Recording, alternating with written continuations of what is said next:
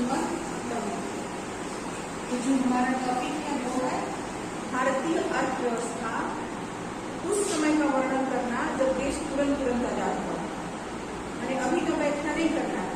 भारतीय अर्थव्यवस्था की दो विशेषताएं हैं, एक आजादी से पूर्व की, एक आजादी के बाद। अभी का वर्णन नहीं करना है, वो एक अभी का करना है। तो उस समय पहला था प्रति व्यक्ति आय का निम्न स्तर। क्योंकि अंग्रेजों का शासन था, अंग्रेज तुरंत यहाँ से गए थे, तो जाहिर सी बात उनके पास कोई नौकरी नहीं था, केवल एक ही जरिया था खेती करना। तो प्रति व्यक्ति निम्न आय रहेगा नहीं, जितना जनसंख्या अधिक था कोई रोजगार नहीं था, तो प्रति व्यक्ति निम्न आय की कंडीशन में थी। कृषि एक मुख्य व्यवसाय था। जो कृषि है वो हमारा मुख्य व्यवसाय भी था, हमारी आजीविका का साधन भी था। जो बोलिए वो केवल कृषि ही था। तो कृषि एक मुख्य व्यवसाय के रूप में था, कृषि आजीविका का मुख्य स्रोत था। ठीक है।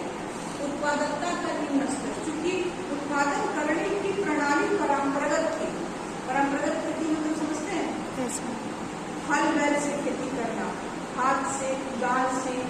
तो एक किसान एक दिन में कितना काम करेगा? एक आदमी खेत में काम करेगा तो प्रोडक्शन तो कम ही होगा ना।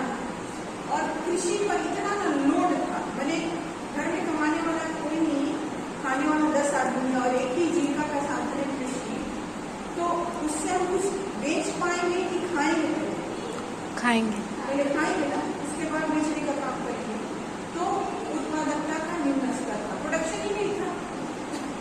मध्यस्थों की अधिकता थी उस समय। मध्यस्थ मतलब जमींदार लोग थे, महलवाड़ी प्रथा थी, रैयतवाड़ी प्रथा थी।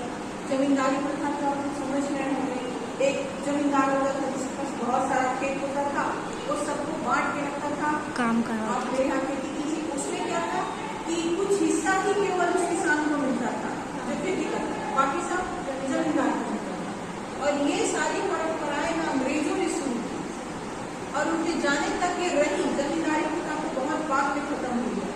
अभी भी बिहार में कुछ लोगों के पास बहुत जमीन है, वो जमींदारी प्रथा है। तो ये तीनों प्रथा विकसित की। इसका रीजन क्या हुआ कि ये लोग सरकार और किसान के बीच में ये प्रथाएं चल रही थी।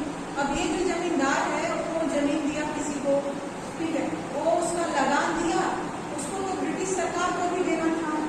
तो ये किसान से अधिक लेता था।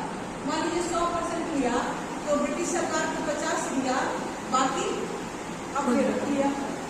ऐसे ये लोग कड़ी बना लिए थे जिससे कि लोगों की कमाई बहुत अधिक होती और किसान को दुगुना भाग होता था, क्योंकि वो अपने में से थोड़ी देगा, उससे लेकर